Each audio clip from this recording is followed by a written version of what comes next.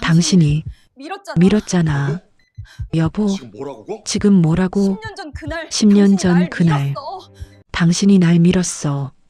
2024년 11월 서울의 한 대학병원 특실병동. 10년간 식물인간 상태로 누워있던 여자가 눈을 떴습니다. 그녀의 이름은 한수연 42세였습니다. 아니, 정확히는 32세에 사고를 당해 10년을 잃었으니 시간이 멈춘 것과 같았습니다. 병실에는 수연의 남편 강민우가 있었습니다. 52세의 민우는 10년간 아내의 침대 곁을 지켰습니다. 매일 병원을 찾았고 아내의 손을 잡았으며 언젠가 깨어날 것이라고 믿었습니다. 의사들은 희망이 없다고 했지만 민우는 포기하지 않았습니다. 그런데 오늘 기적이 일어났습니다. 수연의 눈꺼풀이 떨렸고 손가락이 움직였으며 마침내 눈을 뜬 것입니다. 민우는 기뻐서 울었습니다. 간호사를 불렀고 의사가 달려왔으며 병실은 순식간에 분주해졌습니다. 하지만 수연의 첫마디는 기쁨이 아니라 공포를 불러왔습니다. 그녀는 민우를 똑바로 쳐다보며 말했습니다.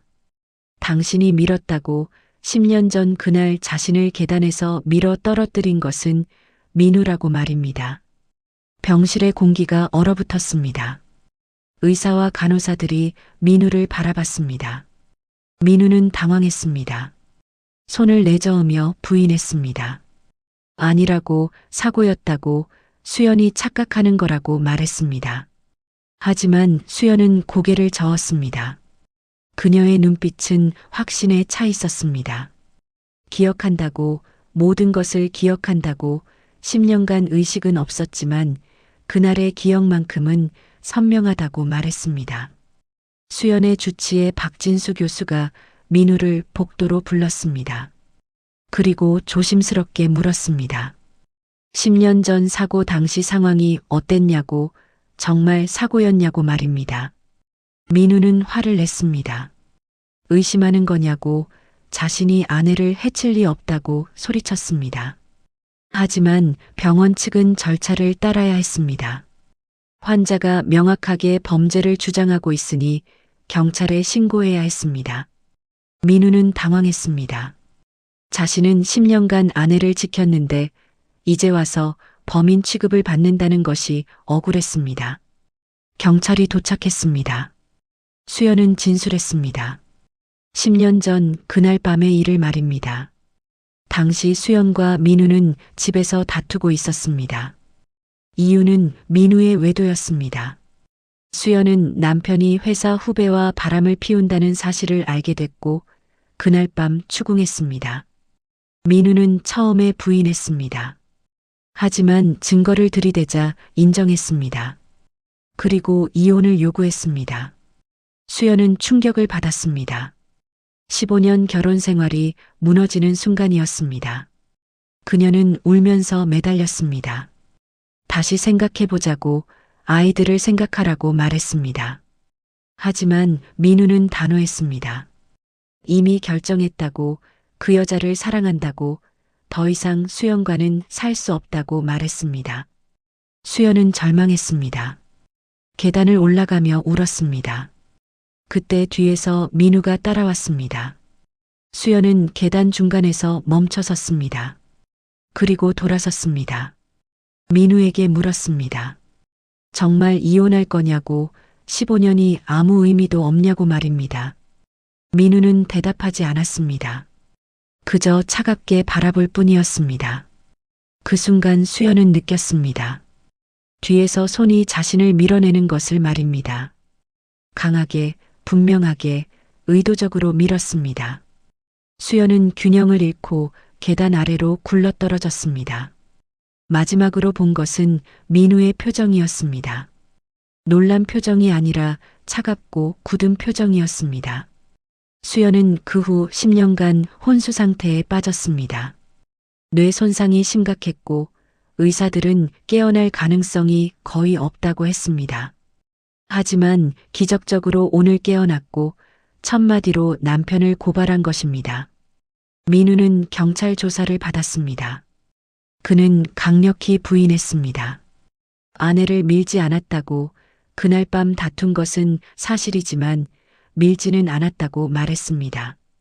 수연이 스스로 발을 헛디뎠고 자신은 잡으려고 손을 뻗었지만 미처 잡지 못했다고 진술했습니다. 경찰은 물었습니다. 그렇다면 왜 10년간 아내 곁을 지켰냐고, 죄책감 때문이 아니냐고 말입니다. 민우는 고개를 저었습니다. 죄책감이 아니라 사랑이라고, 자신은 아내를 사랑했고 지금도 사랑한다고 말했습니다. 하지만 조사 과정에서 여러 사실들이 드러났습니다. 민우는 사고 직후 외도 상대였던 이지혜와 헤어졌습니다. 그리고 10년간 독신으로 살면서 아내를 간병했습니다. 회사도 그만두고 아내의 병원비를 대기 위해 작은 사업을 시작했습니다. 민우의 친구들과 지인들은 그의 편을 들었습니다. 만약 정말 밀었다면 왜 10년간 헌신적으로 간병했겠냐고, 그냥 요양원에 보내고 새 삶을 살 수도 있었다고 말했습니다. 민우는 진짜로 아내를 사랑했고 사고는 불행한 사건이었을 뿐이라고 증언했습니다. 하지만 수연의 입장은 달랐습니다. 그녀는 명확히 기억한다고 주장했습니다. 뒤에서 두 손으로 등을 밀었고 그 힘이 분명히 느껴졌다고 말했습니다. 사고가 아니라 고의였다고 확신했습니다. 경찰은 딜레마에 빠졌습니다. 10년 전의 사건이었고 목격자도 없었으며 물증도 없었습니다. 오직 피해자의 진술만 있을 뿐이었습니다. 하지만 10년간 혼수 상태였던 사람의 기억이 얼마나 정확할 수 있을까요? 박진수 교수는 설명했습니다. 혼수 상태에서 깨어난 환자들이 가끔 기억 혼란을 겪는다고, 실제 일어난 일과 꿈이 뒤섞이거나 시간 순서가 바뀌거나 왜곡된 기억을 가질 수 있다고 말했습니다. 하지만 수연은 단호했습니다. 자신의 기억은 명확하다고, 10년간 의식 속에서 그 순간만을 반복해서 떠올렸다고, 절대 착각이 아니라고 주장했습니다. 경찰은 10년 전의 사건을 재조사하기 시작했습니다. 당시 작성된 사고 보고서를 검토했고 현장을 다시 방문했으며 당시 출동했던 119 구급대원들을 찾아 재진술을 받았습니다. 당시 기록에 따르면 민우는 울면서 119에 신고했습니다. 아내가 계단에서 떨어졌다고, 빨리 와달라고 절규했습니다. 구급대원들이 도착했을 때 민우는 아내를 안고 통곡하고 있었습니다. 범행 직후의 모습이라기보다는 사고를 목격한 사람의 모습이었습니다. 현장 조사에서도 의심스러운 점은 없었습니다. 수연은 계단 아래에서 발견됐고 머리에 심한 타박상이 있었으며 계단에서 굴러 떨어진 것으로 추정됐습니다. 민우의 옷이나 손에서 특별한 증거는 발견되지 않았습니다. 하지만 담당 형사는 한 가지를 주목했습니다. 당시 부부가 이혼 문제로 다투고 있었다는 사실입니다. 이웃들의 증언에 따르면 그날 밤 집에서 큰 소리가 났고 수연이 우는 소리가 들렸다고 했습니다. 경찰은 민우의 외도 상대였던 이지혜를 찾았습니다.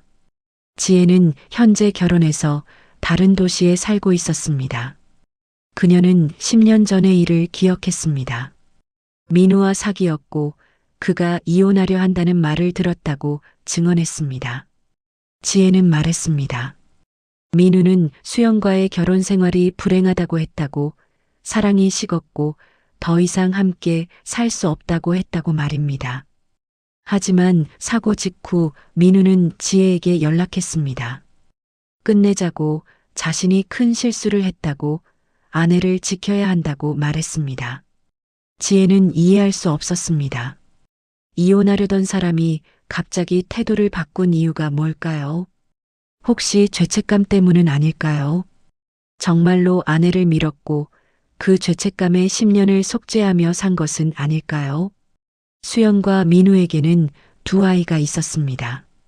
사고 당시 고등학생이었던 딸 강민지와 중학생이었던 아들 강민준이었습니다. 현재 민지는 30살이 되어 결혼했고 민주는 28살로 회사에 다니고 있었습니다. 경찰은 두 남매를 조사했습니다. 민지는 복잡한 표정을 지었습니다.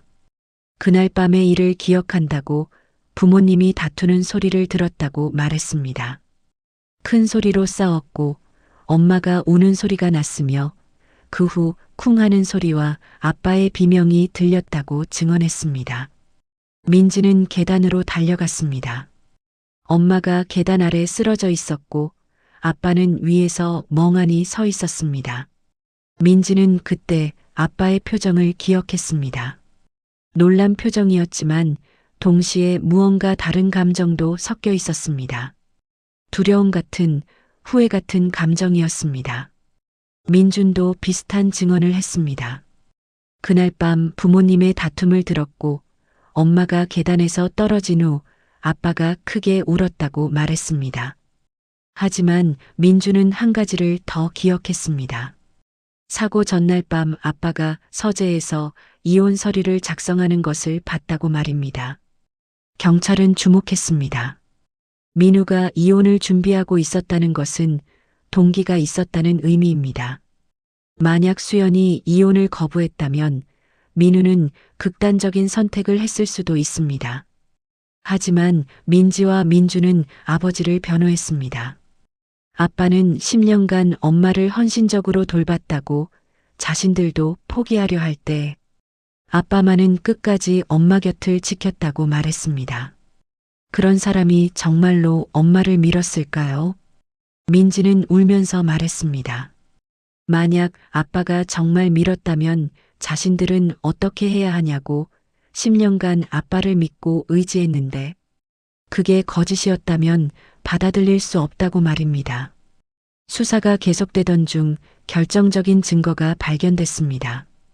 당시 민우 집 앞에 설치된 CCTV 영상이었습니다.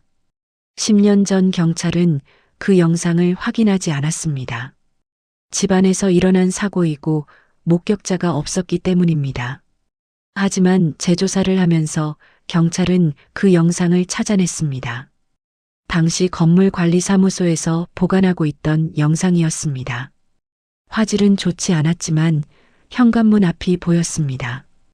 영상을 분석한 결과 놀라운 사실이 드러났습니다. 사고 당일 밤 민우의 집에 또 다른 사람이 방문했다는 것입니다. 오후 11시경 검은 옷을 입은 여자가 현관문을 열고 들어갔습니다. 그리고 30분 후 황급히 나왔습니다. 경찰은 그 여자를 추적했습니다. CCTV를 따라가며 신원을 파악했습니다. 놀랍게도 그 여자는 이지혜였습니다. 민우의 외도 상대였던 그 여자가 사고 당일 밤 집에 왔던 것입니다. 지혜는 재조사를 받았습니다.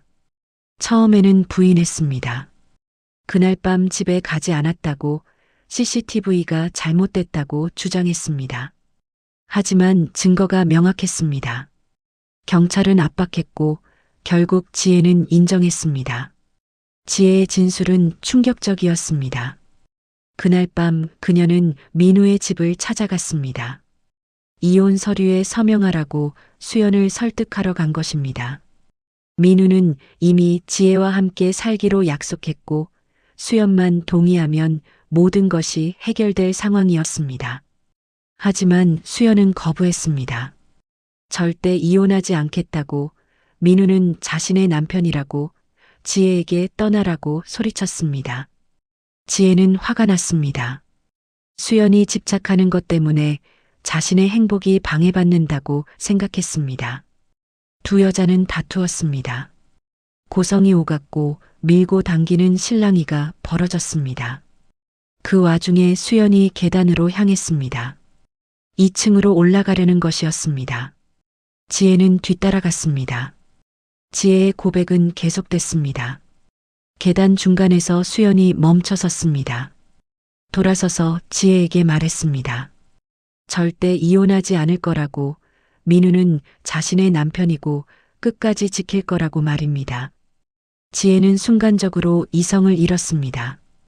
평생 불행하게 살라고 민우를 놓아주지 않을 거면 모두 불행해지라고 소리치며 수연을 밀었습니다. 강하게 양손으로 등을 밀어냈습니다. 수연은 균형을 잃고 계단 아래로 굴러떨어졌습니다. 끔찍한 소리가 났고 수연은 움직이지 않았습니다. 지혜는 공포에 질렸습니다. 자신이 무슨 짓을 한 것인지 깨달았습니다. 바로 그때 민우가 나타났습니다. 그는 밖에 나갔다가 돌아오는 길이었습니다. 현관문을 열고 들어왔을 때 아내가 계단 아래 쓰러져 있었고 지혜가 계단 위에 서 있었습니다. 민우는 상황을 이해했습니다. 지혜가 아내를 밀었다는 것을 말입니다. 그는 지혜에게 소리쳤습니다. 뭘 한 거냐고, 어떻게 이럴 수 있냐고 말입니다. 지혜는 울면서 말했습니다. 실수였다고, 고의가 아니었다고, 미안하다고 말입니다. 민우는 딜레마에 빠졌습니다. 경찰에 신고해야 했습니다. 하지만 그렇게 하면 모든 것이 드러날 것입니다. 자신의 외도, 이혼 시도, 그리고 지혜의 범행이 말입니다. 아이들이 알게 되고 세상이 알게 될 것입니다. 지혜는 민우에게 빌었습니다. 비밀로 해달라고, 사고로 처리해달라고, 자신의 인생이 끝난다고 애원했습니다. 민우는 고민했습니다. 몇 분간 아내를 내려다보며 생각했습니다. 그리고 결정했습니다. 지혜에게 떠나라고 말했습니다. 지금 당장 다시는 나타나지 말라고, 이 일은 없었던 것으로 하겠다고 말했습니다. 지혜는 감사하다며 황급히 집을 나갔습니다. 민우는 그 후 119에 신고했습니다. 아내가 계단에서 떨어졌다고, 자신이 목격했다고 거짓말했습니다. 그는 생각했습니다. 어차피 아내는 이혼하려던 사람이고 지혜의 인생을 망칠 필요는 없다고 말입니다. 하지만 시간이 지나면서 민우는 죄책감에 시달렸습니다. 아내가 10년간 혼수 상태에 빠져 있는 것을 보며 자책했습니다. 자신이 진실을 말했다면, 지혜를 고발했다면 적어도 정의는 실현됐을 것이라고 생각했습니다. 그래서 민우는 속죄했습니다. 10년간 아내 곁을 지키며 지혜와 헤어지고 모든 것을 버리고 아내만을 돌봤습니다.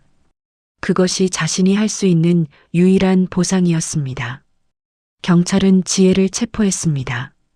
그녀는 살인미수 혐의로 기소됐습니다. 10년 전의 범행이지만 공소시효는 아직 남아 있었습니다. 지혜는 재판에 넘겨졌고 모든 진실이 법정에서 드러났습니다. 수연은 병원에서 이 소식을 들었습니다. 그녀는 혼란스러웠습니다. 자신이 기억하는 것은 민우가 밀었다는 것이었습니다. 하지만 실제로는 지혜가 밀었다는 것입니다. 어떻게 된 일일까요? 박진수 교수는 설명했습니다. 수연의 기억은 부분적으로만 정확하다고 말입니다. 실제로 누군가가 등을 밀었던 것은 사실입니다. 하지만 그 사람이 민우라고 착각한 것입니다. 당시 민우는 밖에 있었고 계단에 있던 사람은 지혜였습니다. 하지만 수연은 지혜가 그 시간에 집에 있었다는 것을 몰랐습니다.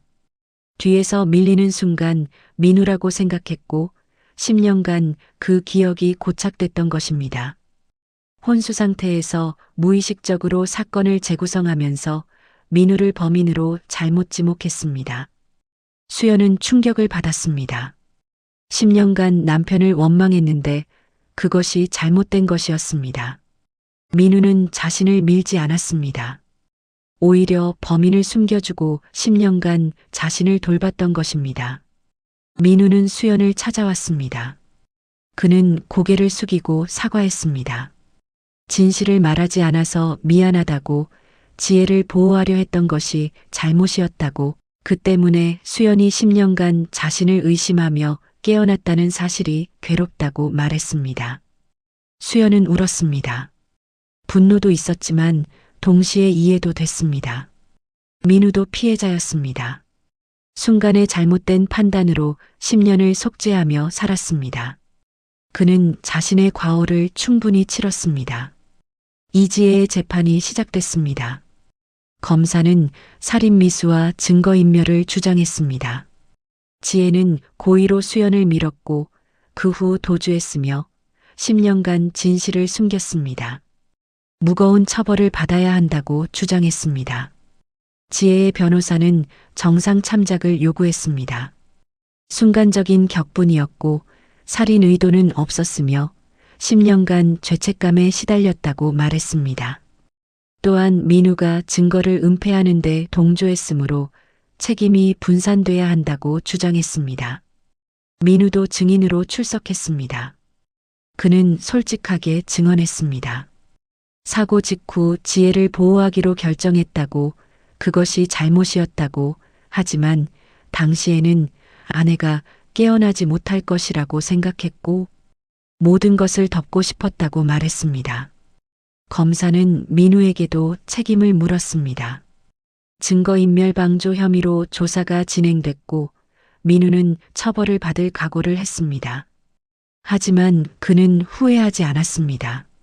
10년간 아내를 돌본 것이 진정한 속죄였다고 믿었습니다. 가장 중요한 증인은 수연이었습니다. 그녀는 휠체어를 타고 법정에 출석했습니다. 10년간의 혼수 상태로 몸이 약해져 있었지만 정신은 또렷했습니다. 판사는 수연에게 물었습니다. 당시 상황을 정확히 기억하는지 말입니다. 수연은 대답했습니다. 처음에는 민우가 밀었다고 생각했지만 이제는 아니라고, CCTV와 증언들을 보니 지혜가 범인이라는 것을 알게 됐다고, 하지만 그 순간의 공포와 배신감만큼은 여전히 생생하다고 말했습니다. 판사는 수연에게 물었습니다. 피고인 이지혜에게 바라는 처벌이 있냐고 말입니다. 수연은 한참을 생각하다가 대답했습니다. 자신은 10년을 잃었지만 살아 돌아왔다고, 지혜도 10년간 죄책감 속에 살았을 것이라고, 법이 정한 대로 처벌받으면 된다고 말했습니다. 수연의 말에 법정이 숙연해졌습니다. 피해자가 가해자를 용서한다는 의미는 아니었습니다. 다만 더 이상 증오로 살고 싶지 않다는 의미였습니다. 10년을 잃은 만큼 남은 인생은 온전히 살고 싶다는 바람이었습니다. 재판부는 심리를 거듭했습니다. 그리고 마침내 판결이 내려졌습니다. 이지혜는 살인미수로 징역 7년을 선고받았습니다. 긴 시간이 지났지만 범죄는 범죄였고 피해자는 10년간 혼수 상태에 있었으며 도주와 은폐가 있었기 때문입니다. 민우는 증거인멸방조로 벌금형을 받았습니다. 하지만 10년간의 간병과 헌신이 참작되어 실형은 면했습니다. 판사는 말했습니다. 민우의 행동은 잘못됐지만 그가 치른 대가 역시 컸다고, 10년간의 속죄가 처벌을 대신한다고 말입니다. 판결 이후 수연은 재활치료에 전념했습니다. 10년간 누워 있었던 몸은 많이 약해져 있었습니다. 걷기조차 힘들었고 간단한 일상 동작도 다시 배워야 했습니다. 하지만 수연은 포기하지 않았습니다. 민우는 여전히 수연을 돌봤습니다. 재활치료에 동행했고 운동을 도왔으며 식사를 준비했습니다. 수연은 처음에 거부했습니다. 자신을 속인 사람과 함께 있고 싶지 않았습니다. 하지만 시간이 지나면서 수연은 민우를 이해하게 됐습니다. 그가 잘못된 선택을 했지만 나쁜 사람은 아니었습니다.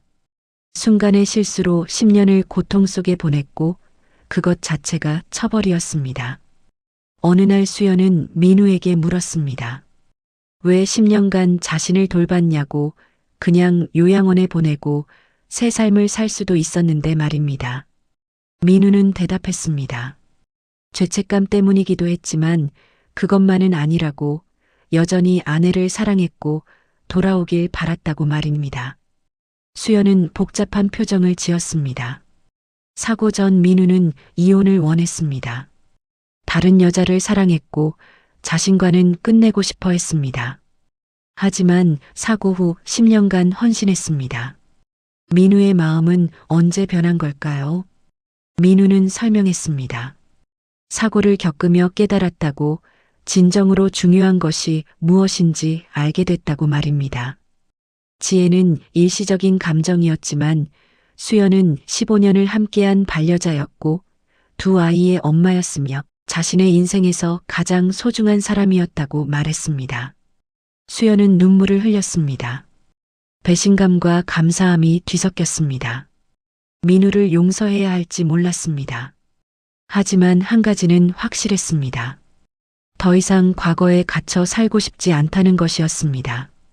수연의 딸 민지와 아들 민준이 병원을 찾았습니다. 10년 만에 깨어난 엄마를 보는 것은 기적 같았습니다. 민지는 20살 대학생이던 시절 엄마가 쓰러졌고 이제는 30살 기혼 여성이 되어 있었습니다. 민지는 엄마에게 자신의 결혼 이야기를 했습니다. 3년 전 결혼했고 지난해 아이를 낳았다고, 엄마가 할머니가 됐다고 말했습니다. 수연은 울었습니다. 딸의 결혼식도 손주의 탄생도 보지 못했다는 사실이 가슴 아팠습니다. 민준도 변해 있었습니다.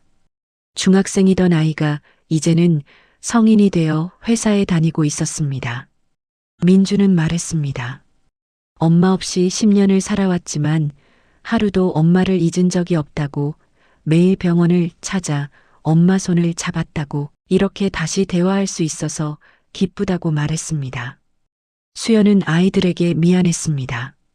가장 중요한 시기에 엄마로서 함께하지 못했다는 것이 말입니다. 하지만 아이들은 괜찮다고, 아빠가 엄마 목까지 해줬다고, 외롭지 않았다고 말했습니다. 수연은 민우를 새로운 눈으로 보게 됐습니다. 그는 10년간 혼자서 두 아이를 키웠습니다. 민지의 대학 등록금을 마련했고 민준의 사춘기를 함께 겪었으며 민지의 결혼 준비를 도왔습니다. 아버지이자 어머니 역할을 동시에 한 것입니다. 어느 날 수연은 민지의 아이를 만났습니다. 2살 된 손녀 지우였습니다. 지우는 수연을 할머니라고 불렀습니다. 수연은 지우를 안고 울었습니다. 10년의 공백이 아프게 느껴졌지만 동시에 감사했습니다. 다시 가족과 함께할 수 있게 된 것에 대해 말입니다. 가족들은 함께 식사를 했습니다. 민우가 요리를 했고 민지가 상을 차렸으며 민준이 음료를 준비했습니다. 수연은 식탁에 앉아 가족들을 바라봤습니다. 10년 전과 달라진 풍경이었지만 여전히 가족이었습니다. 식사 중에 민지가 물었습니다. 엄마와 아빠는 앞으로 어떻게 할 거냐고, 다시 함께 살 거냐고 말입니다. 수연과 민우는 서로를 바라봤습니다. 대답하기 어려운 질문이었습니다. 수연은 민우와 단둘이 대화를 나눴습니다. 병원 옥상 정원에서였습니다. 두 사람은 벤치에 앉아 침묵했습니다. 할 말은 많았지만 어디서부터 시작해야 할지 몰랐습니다. 민우가 먼저 입을 열었습니다.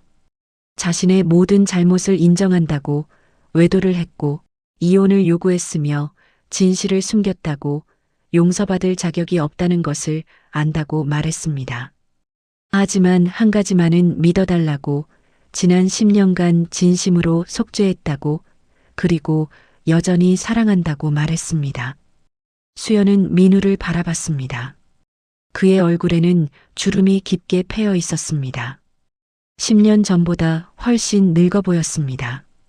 고통스러운 시간을 보냈다는 것이 얼굴에 드러나 있었습니다. 수연은 말했습니다. 용서는 쉽지 않다고, 배신당한 상처가 여전히 아프다고, 하지만 증오하며 살고 싶지는 않다고 말입니다. 10년을 잃었는데 남은 인생마저 원망 속에서 보낼 수는 없다고 말했습니다. 민우는 눈물을 흘렸습니다.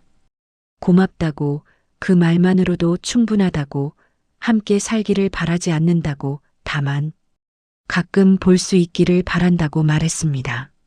아이들의 아버지로서, 손녀의 할아버지로서만 존재하겠다고 말했습니다. 하지만 수연은 고개를 저었습니다. 그리고 말했습니다. 천천히 가자고, 다시 시작하는 것이 가능한지 알아보자고. 20년의 결혼 생활이 한순간에 지워질 수는 없다고 말입니다. 좋았던 기억들도 있었고 진실했던 순간들도 있었으니 말입니다.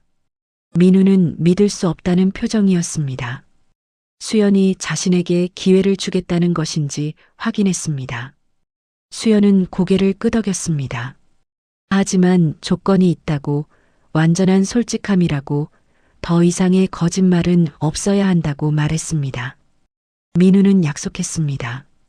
다시는 거짓말하지 않겠다고, 모든 것을 투명하게 하겠다고, 수연이 원하는 방식으로 관계를 만들어가겠다고 말했습니다. 두 사람은 서로를 바라봤습니다. 10년의 공백이 있었지만 여전히 부부였습니다. 법적으로도, 그리고 어쩌면 마음으로도 말입니다. 완전히 끝난 것은 아니었습니다. 새로운 시작이 가능할 수도 있었습니다. 수연은 한 가지를 더 해야 할 일이 있었습니다. 이지혜를 만나는 것입니다. 자신을 계단에서 밀어뜨린 그 여자를 직접 보고 싶었습니다. 교도소 면회실에서 두 여자가 마주 앉았습니다. 지혜는 많이 수척해져 있었습니다. 죄수복을 입은 그녀는 수연을 보자 고개를 숙였습니다. 마주볼 용기가 없었습니다. 수연은 지혜를 관찰했습니다.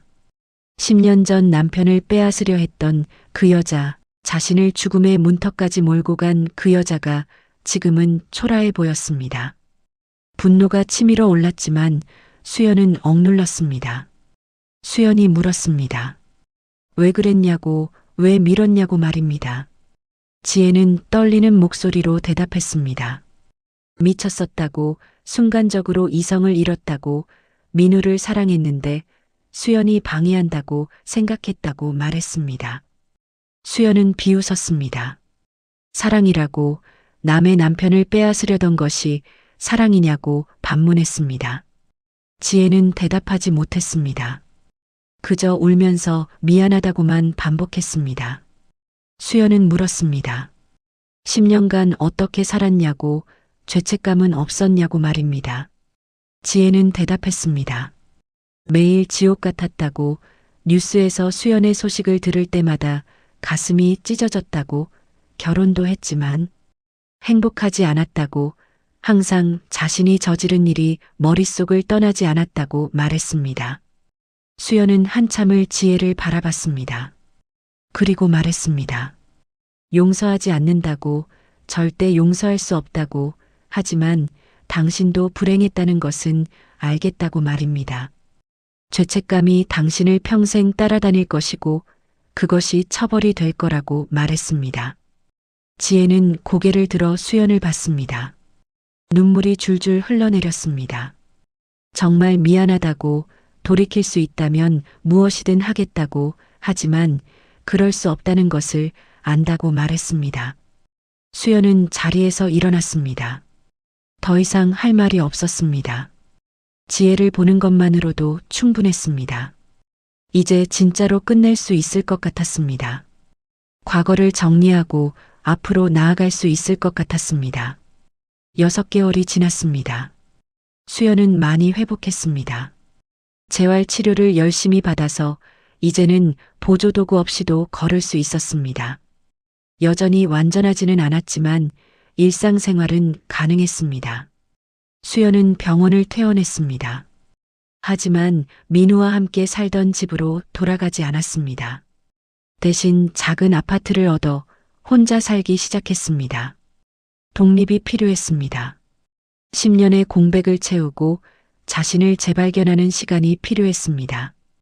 민우는 존중했습니다. 매일 전화로 안부를 물었고 주말에 방문했으며 필요한 것이 있으면 도와줬습니다. 하지만 강요하지 않았습니다. 수연이 원하는 속도로 관계를 회복하도록 기다렸습니다. 수연은 새로운 삶을 시작했습니다. 작은 카페에서 아르바이트를 시작했습니다. 체력이 완전히 회복되지 않아 긴 시간은 일할 수 없었지만 사람들과 만나고 대화하는 것이 좋았습니다. 10년간의 고립에서 벗어나 세상과 다시 연결되는 기분이었습니다. 민지와 민주는 자주 엄마를 찾았습니다. 함께 식사를 하고 영화를 보고 산책을 했습니다. 수연은 아이들이 어떻게 자랐는지 알아가는 시간이 즐거웠습니다. 10년의 공백을 완전히 메울 수는 없었지만 새로운 추억을 만들어 갔습니다. 어느 일요일 가족 모두가 모였습니다. 수연의 새 집에서였습니다. 민우와 민지, 민준, 그리고 민지의 남편과 딸 지우까지 7명이 함께 점심을 먹었습니다. 식사를 하며 민지가 물었습니다. 엄마는 행복하냐고, 혼자 사는 것이 괜찮냐고 말입니다. 수연은 미소 지으며 대답했습니다.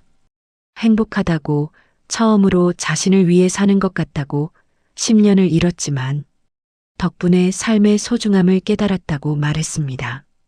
민우는 조용히 수연을 바라봤습니다. 그녀는 변했습니다. 10년 전보다 강해 보였습니다. 고통을 겪었지만 그것을 이겨냈고 이제는 독립적으로 살아가고 있었습니다. 식사 후 민우는 수연에게 조심스럽게 물었습니다. 언젠가 다시 함께 살 수 있을까요? 라고 말입니다. 수연은 잠시 생각하다가 대답했습니다. 모르겠다고 하지만 가능성을 열어두겠다고 천천히 알아가자고 말했습니다. 민우는 고개를 끄덕였습니다. 그것만으로도 감사했습니다. 수연이 완전히 문을 닫지 않았다는 것이 희망이었습니다. 시간이 걸리더라도 기다릴 수 있었습니다. 1년이 더 지났습니다. 수연은 완전히 회복했습니다. 이제는 카페에서 정규직으로 일하고 있었고 취미로 요가도 시작했으며 새로운 친구들도 사귀었습니다. 10년의 공백을 극복하고 완전히 새로운 사람으로 거듭났습니다.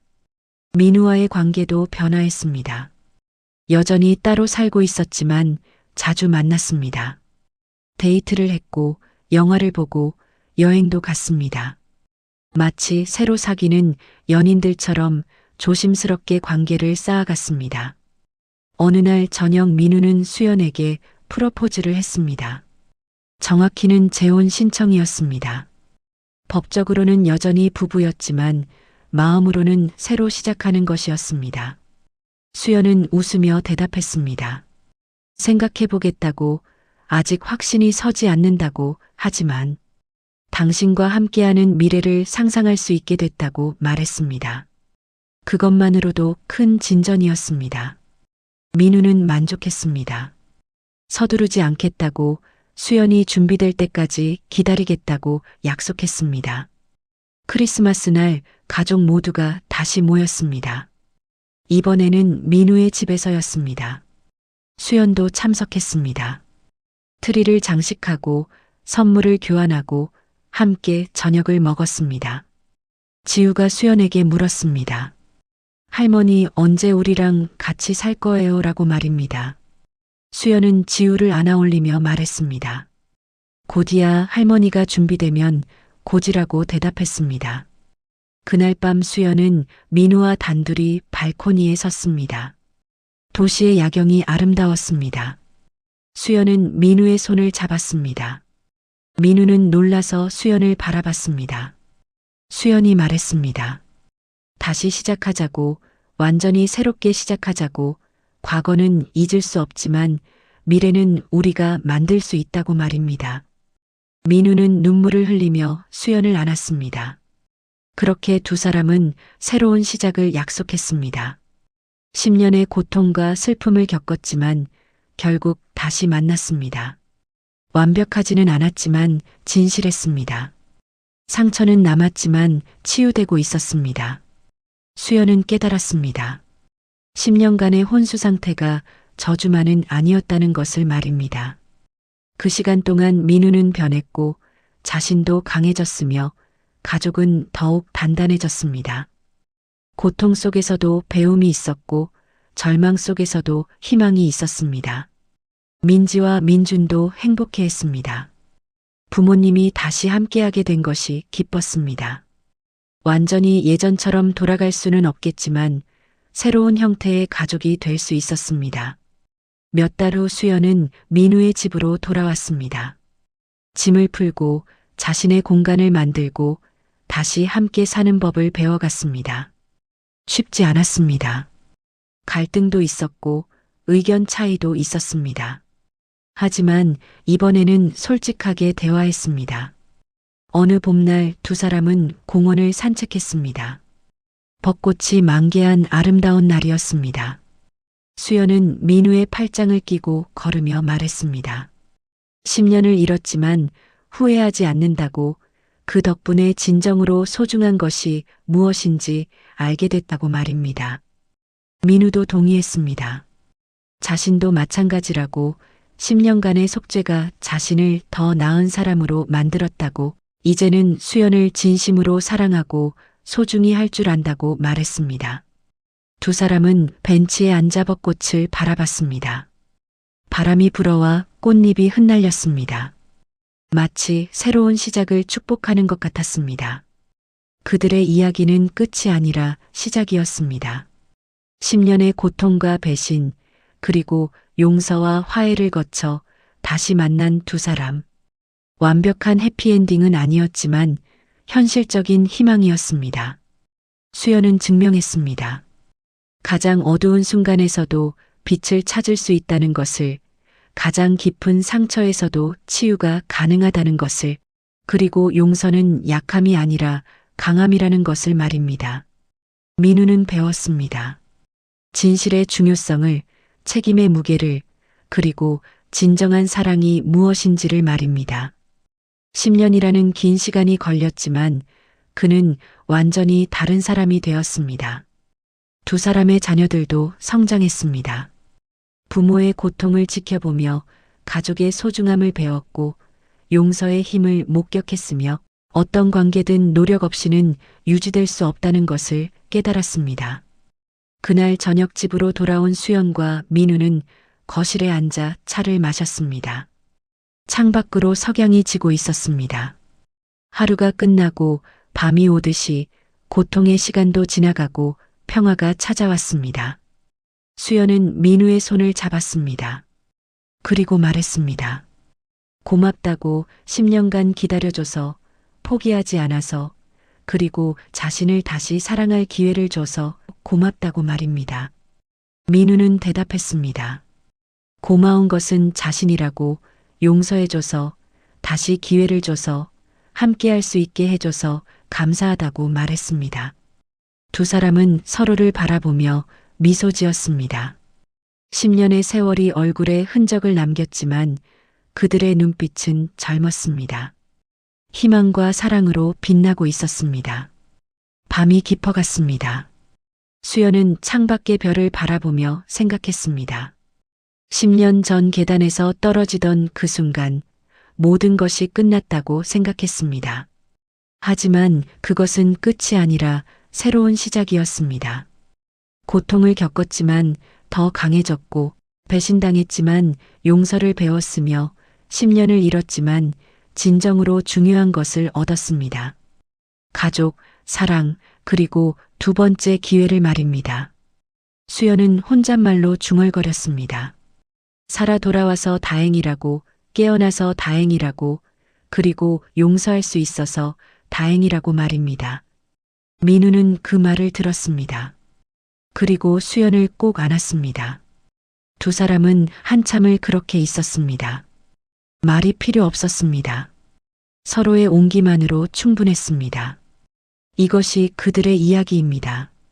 10년간 식물인간으로 누워있던 여자가 깨어나 남편을 고발했지만 진실을 알고 나서는 용서를 선택한 이야기입니다. 완벽한 결말은 아니지만 현실적인 희망의 이야기입니다. 삶은 항상 예측 가능하지 않습니다. 때로는 끔찍한 일이 일어나고 사랑하는 사람이 배신하며 모든 것이 무너지는 것처럼 보입니다. 하지만 그 속에서도 희망은 있습니다.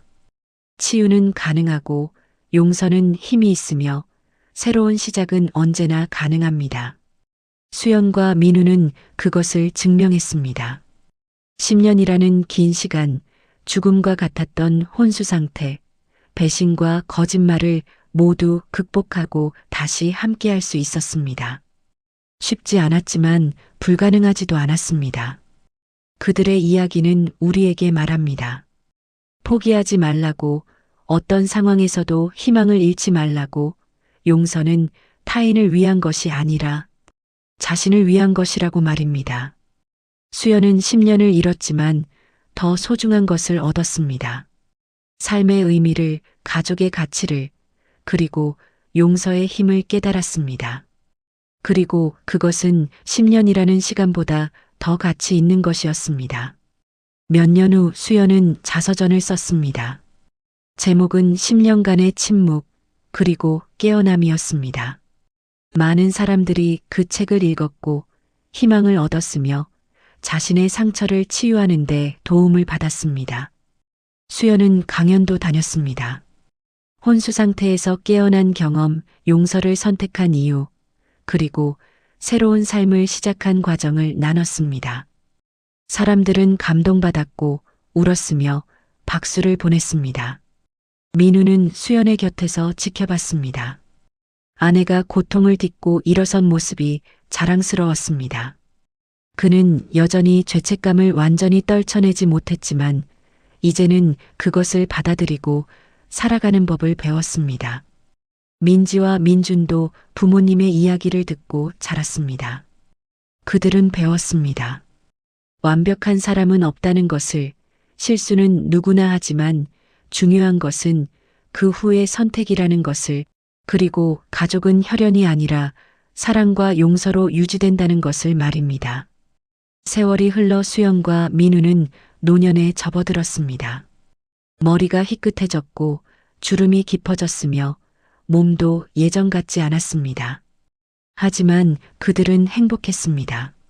손자, 손녀들이 집을 찾아왔고 명절이면 온 가족이 모였으며 평범한 일상이 계속됐습니다.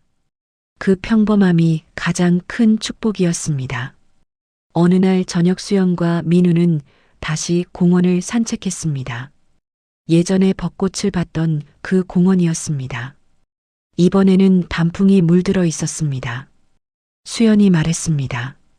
후회하지 않는다고, 10년을 잃었지만 그 덕분에 지금의 삶이 있다고, 모든 것이 의미가 있었다고 말입니다. 민우도 동의했습니다. 자신도 마찬가지라고, 10년간의 속죄가 자신을 구원했다고, 당신과 함께할 수 있어서 감사하다고 말했습니다. 두 사람은 벤치에 앉아 석양을 바라봤습니다. 해가 지고 있었습니다. 하루의 끝이자 새로운 밤의 시작이었습니다. 삶도 그와 같았습니다. 끝과 시작이 반복되며 계속되는 여정이었습니다. 수연은 민우의 손을 잡았습니다. 주름진 손이었지만 따뜻했습니다. 민우도 수연의 손을 꼭 잡았습니다. 말이 필요 없었습니다. 함께 있다는 것만으로 충분했습니다. 그렇게 두 사람은 저물어가는 해를 바라보며 앉아 있었습니다. 과거의 고통은 추억이 되었고 현재의 평화는 선물이 되었으며 미래는 희망으로 남아 있었습니다. 이것이 수연과 민우의 이야기입니다.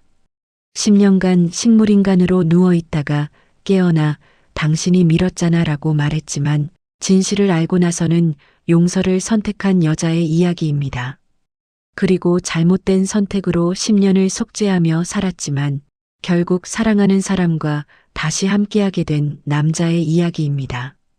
완벽하지 않지만 진실한 이야기, 상처받았지만 치유된 이야기, 그리고 무엇보다 희망의 이야기입니다. 여러분, 이 감동적이고 충격적인 이야기가 마음에 와닿으셨나요? 구독 버튼을 눌러주시고 좋아요로 응원해주세요. 알림 설정까지 해두시면 더 많은 드라마틱한 스토리를 가장 먼저 만나보실 수 있습니다.